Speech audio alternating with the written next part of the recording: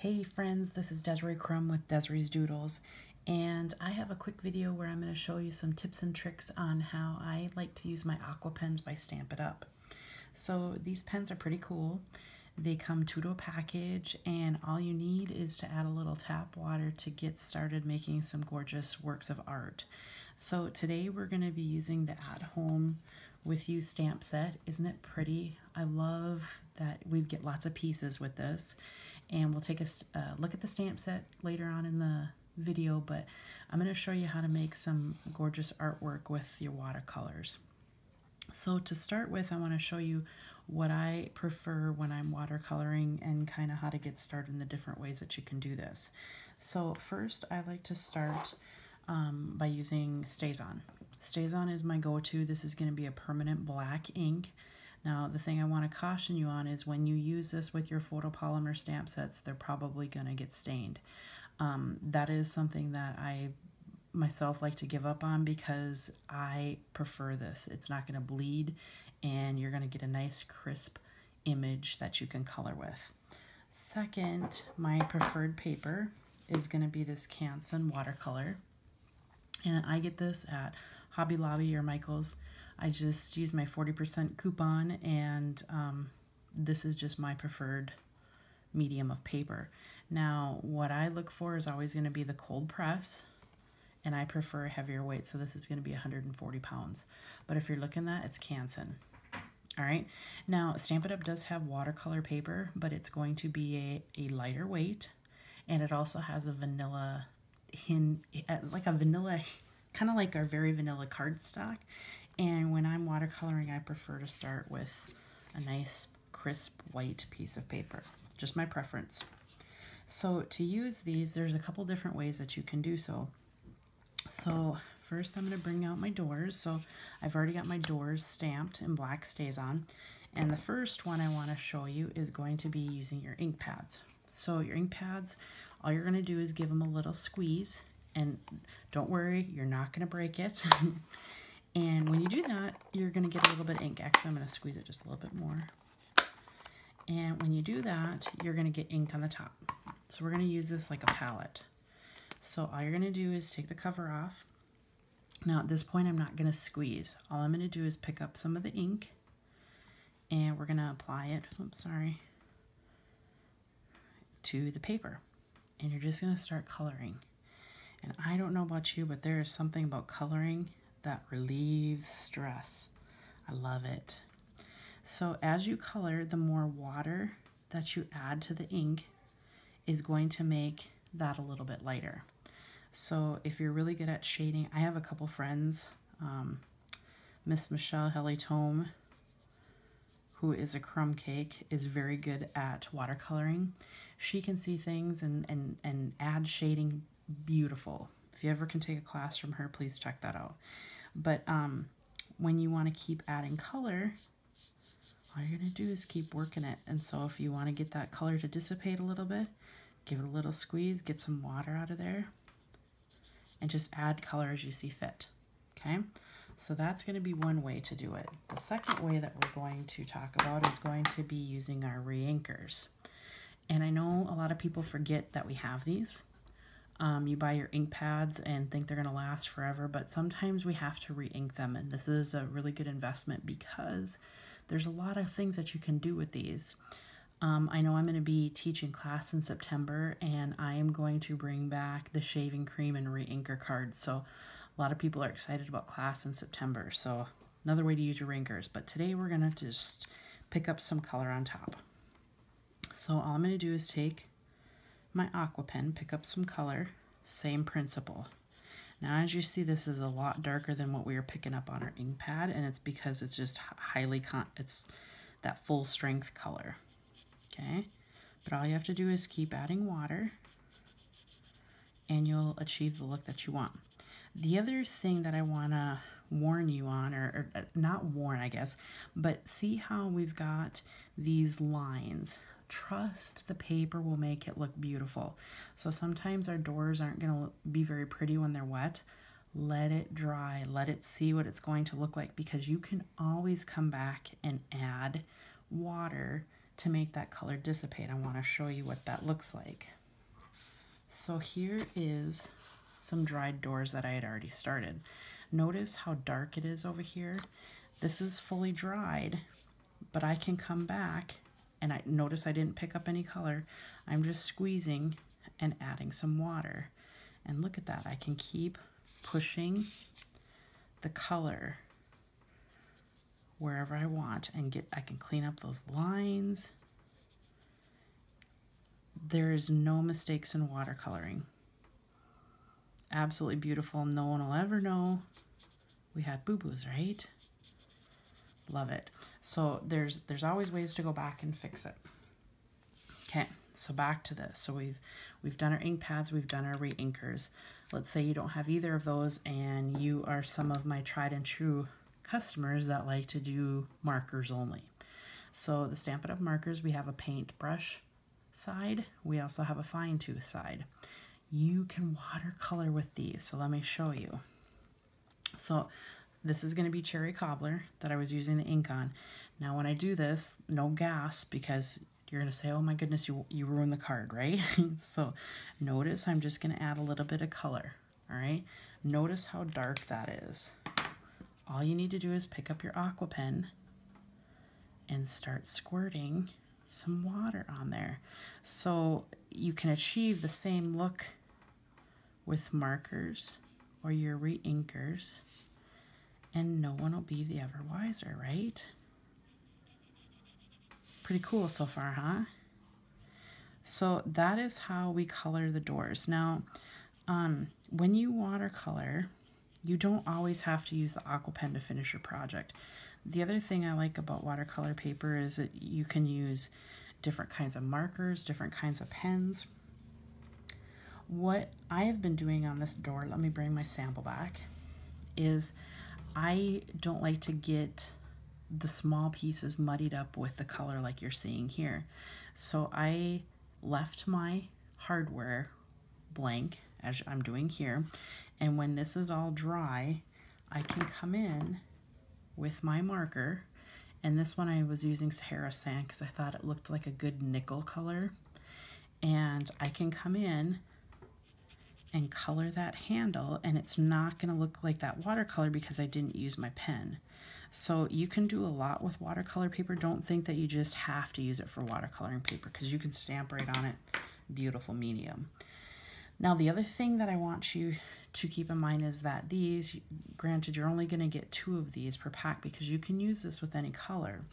So what you want to do is when you're watercoloring, I always keep a spare piece or scratch paper of watercolor paper, and when I'm going between colors, I come over here and I squirt. And what I'm doing is just getting all that ink out of my brush. All right, I know you can't see it, but when this dries, you're going to see a little bit of a red or a pink hue. But now that's going to allow me to come back and use the next color. So with your Reinkers, I know sometimes when we're doing big projects, it's hard to just use the top of this. So what I like to do is bring out my clear blocks and I use this as a color palette. So now that I've cleaned my brush, I want to do my wood. And notice I'm just putting a little bit of color on there. You don't need very much. So when I pick my color up, I can go straight to my wood with no red. Pretty cool, huh? So you don't need to have lots of aqua pens to be able to do beautiful watercolors. Now, the other trick I want to show you is if you get the paper wet. So notice I was coloring brown there. I'm going to come up here, and I don't have any color on there, but I'm going to squirt some water. Hopefully you can see that kind of glossy. See that? So with water on there, when I pick up paint, it's like we're teaching the paper where we want color. So watch what happens. See how it's kind of going all over? I think I got a little bit of dry, but it will allow you to teach the paper where you want to put that color. So sometimes when I am doing, let's say I want to just do a plain background. We should do that here so you can see that. We'll let the door go for now, right? Okay, so I want to clean this off. So we got clear paper. Let me grab another one here. The aqua pens are something else I like to just do background pieces for my cards. So this one I'm going to use Pacific Point. I'm going to add a little blue there. Now I'm going to turn this. I'm left-handed, so this is I gotta do the southpaw one. So now I'm going to do this no color on here, and I'm going to squirt. I'm going to get water all over my paper. Okay, it's pretty wet. Now I'm going to pick up my blue. See how much water was in there? Watch what happens. This will be easier. Isn't that cool? You're teaching that paper where you want ink. Makes the beautiful. You want to do some skies. You could do a cool ombre with this. When this dries, it is so beautiful. So a lot of times you have to have patience. Make sure, just put some color on, let it dry. You can also speed up the drying if you would like with a heat setting tool or a hair dryer. Anything will work here, but I always like to just let them take their time, because the more time this ink is going to keep kind of moving through there until it dries where it's at.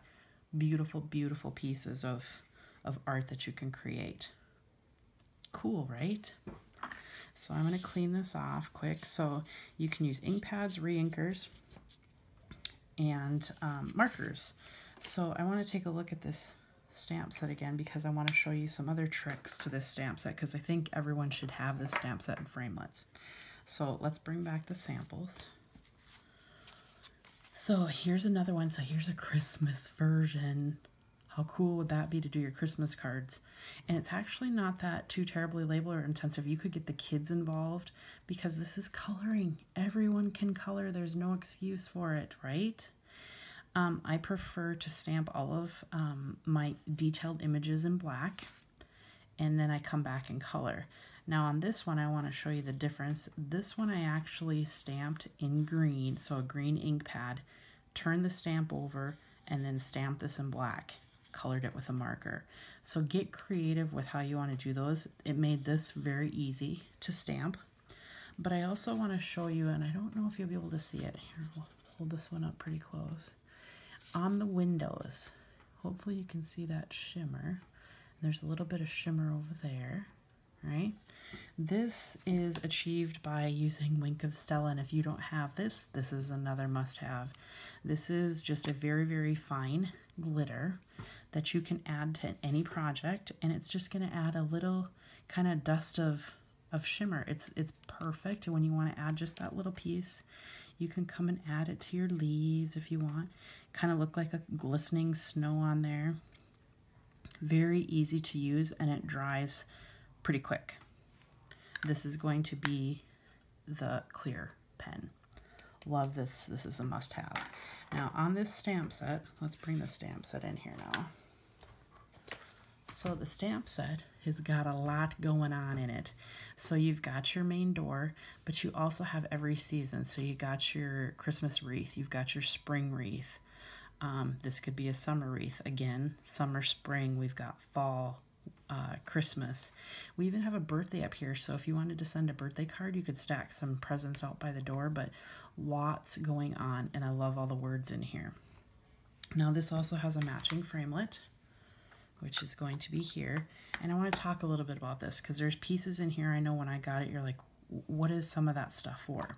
So this one in particular, so this is going to cut out the outside of the door, but this framelit has 3 sides that have the rough side that we know how we cut with, but then there's one side that's completely smooth. What this is going to allow you to do is when you put it inside your door, it's going to allow your door to open. Let me show you that. So I have these cute little cards, or I should say what's on the inside is kind of funny. So you've got this beautiful wood paper that we have. Oh, I'm not even going to tell you how many packages of this wood paper I've been through. It's gorgeous. But I stamped on the wood paper, and then I laid that Framelit over, and what it does is lets you open the door. Isn't she cute? She was also done with watercoloring, but this is using blender pens, and I'm going to do another video with those with our watercolor pencils. Much fun with that, but that's one of the Framelits that I know I looked at saying, what is that? Another hint in here is going to be with the Reefs. And this trick I'm going to show you is actually on quite a few stamp sets, and you won't know what it was until you encounter, and it's like, oh, thanks, Stampin' Up. This is them helping you. So if you notice on here, there's a little point or an arrow where the stamp goes. When you look at the Framelit, same thing. It's got this kind of point on here, which it doesn't make any sense because you're like, that's not part of the wreath. What it is you want to make sure it's always going in the right direction. So if I were to ink this up and stamp it, I always like my arrows going up. It's just how I remember it. So when you stamp this way, if you apply the Framelit in the same fashion, you're always going to get a perfectly cut image. Let me turn this around here so you can see what I'm talking about. Because if you see on here, there are bumps and, you know, where leaves and flowers are. This way you'll be able to get a perfectly cut image every time. So watch for those because they're on quite a few stamp sets. All right, and there's one more trick I want to show you on here. And it's with when you're using the garland. Let me take this out. Okay, remember when I talked about the stays on? So as you see, I've been stamping this in black. Again, if this bothers you, then you shouldn't be using the stays on, but this is a trade-off that I like because I do like to watercolor with these. So on this one, so this one's kind of can go kitty wampus when you're putting it on the blocks. What you can do here is, so with your Framelit, and remember the rough side is what cuts through the paper. So in this situation, you just want to put it down like this on your workstation, and you're going to put your stamp right on top. And when you get this, and it's hard to show you in the video, but it is nestled perfectly in there nice and tight. Okay, so when you get that in there, you can take your clear block and nestle it on there. And chances are this is going to be stuck. That's fine. Just make sure you take it off. But when you ink this and actually stamp it, when you go to cut it, it's going to be perfect. Who doesn't love perfect? You know, when you get to those Framelits and it's like, whoa, how come it's crooked on there? That's a way that you can get those on there. Love that helpful hint. Stampin' Up had put that in their video, but I wanted to make sure that it was part of mine too, so you could see everything you needed to know about this stamp set, because you're going to want it, right? So let me show you in the book in case you've been keeping track and you want to know how to get it. Let's start with the aqua painters. So on page 200, and this is going to be the annual catalog from 2017 to 2018. Here's your aqua painters. You're going to get 2 of them, and you're going to get 2 of them for $17. Very good investment on my part. I love these. I use them a lot. Now the stamp set we've been using and the Framelits. Bring this out. So this is going to be page 54 and all the stamp sets. So this is true to size when you see it in the catalog, so you know how big they're going to be. And then with the stamp set and the Framelits, I always encourage people to get the bundle because it's a much more cheaper investment. You save 10%, and this one's going to be $50.25. You are going to love this set, and I hope you have as much fun as I have had with it. And let me show you. Here's the samples again. Some fall. Who's ready for pumpkin spice? I know I am. And here's some Christmas. And then here is another, just changing the card up a little bit. Right? Love it. Okay. Who wants to take a peek? One more. Let's look at here. Look at that paper. So that's all we did was add a little bit of color, and it's dry already. How is that? Beautiful ombre look. Very easy to do. So I hope you enjoyed the cards today, and hopefully that you fall in love with watercoloring as much as I have. Until next time, thanks for stopping by. If you want to find more ideas, here's my information. And remember, you can find me on YouTube under Mrs. Crumb Cake. Thank you.